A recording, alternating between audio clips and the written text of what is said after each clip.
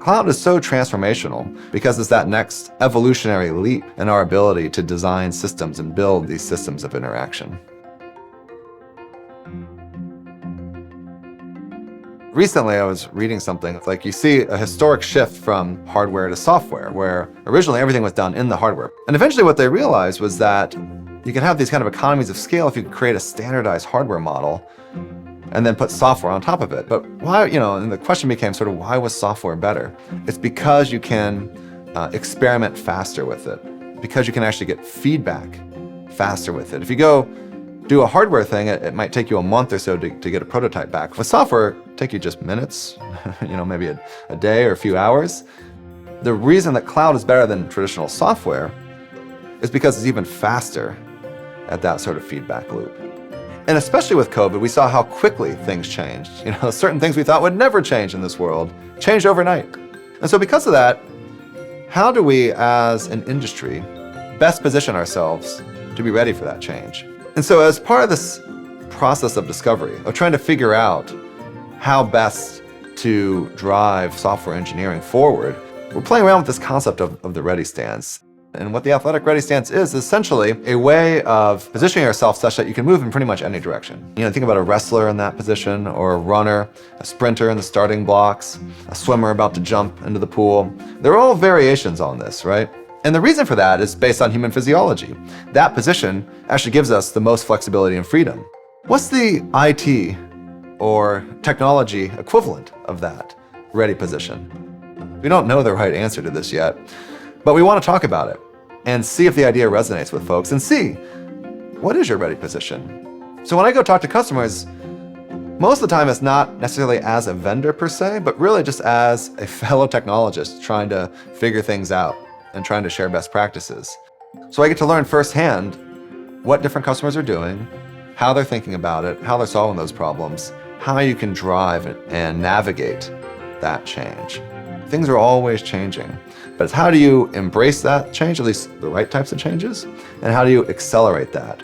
The companies that can drive changes the fastest, that can really bake that into their DNA, are the ones that are going to be successful going forward. I'm talking to my colleague Krista about lessons we've learned from the pandemic and how our industry can ready itself for the future.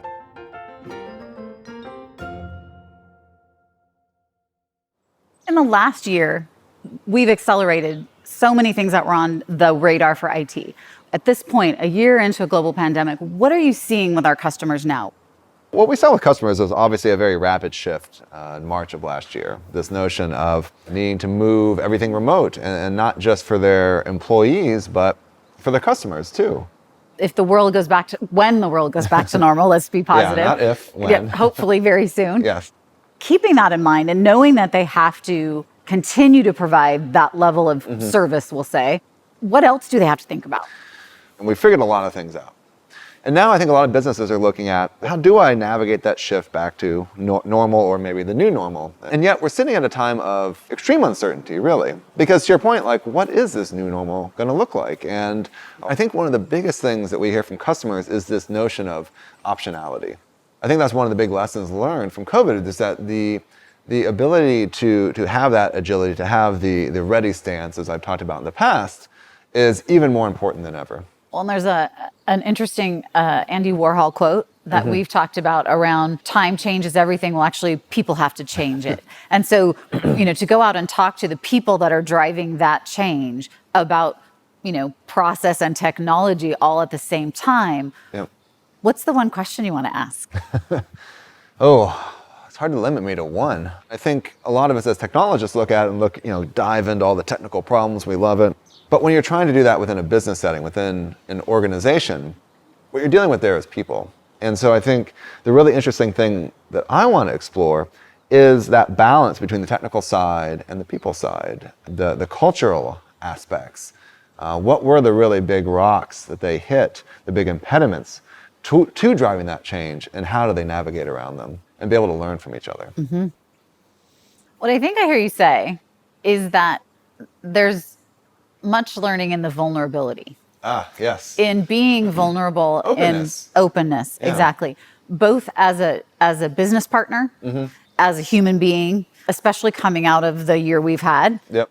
there is so much to be learned and to help each other. Yeah. And I think is that Well, and I think it's like a lot of times people, look around and all these other businesses seem to be doing well, but maybe you have a problem and you're thinking to yourself, this problem is unique to me. No one else has this problem.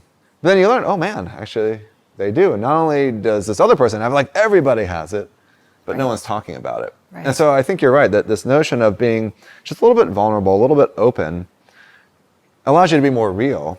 But then what I find is people are like, oh my God, like I've got the same issue. Yes. And then you find that openness actually creates tighter, better connections, right? And better information flow, and in the end, better learning. which is an interesting twist because we often think about our business partners as my strategic advantage. Yeah. So that's an Yeah. interesting line to walk between strategic advantage and this vulnerability that provides kind of this global goodness. Yeah, you're absolutely right. If we look back, technologists have always had a community that separate from whatever business or specific company or whatever they're in, right?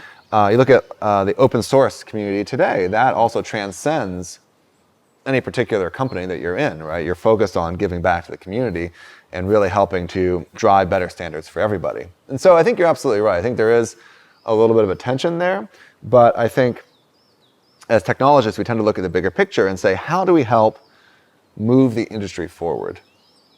So let's imagine that the world is wide open, as we hope it's going to be really soon. Yep.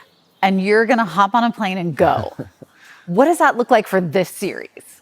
What it's going to look like is really going and talking to customers that are driving big changes, trying to figure out what's next. And not just what's next, but how do they think about that? How do they come to the answer of what's next?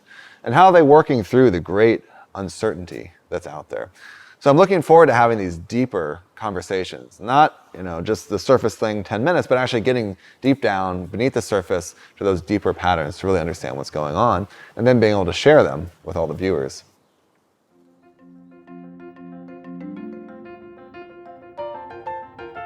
We all know that the shiny external corporate image is not the same as what happens inside.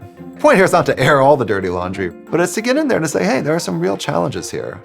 And people are thinking through these challenges, and they're bringing all sorts of different viewpoints. And so I think the opportunity as a viewer here is to say, yeah, I've thought about this, but maybe I didn't think about that. And so taking the opportunity to learn from others what they're doing, their mistakes, their successes, and applying that to your situation. Because again, we're all navigating change, and I'd like to help us all navigate that change together.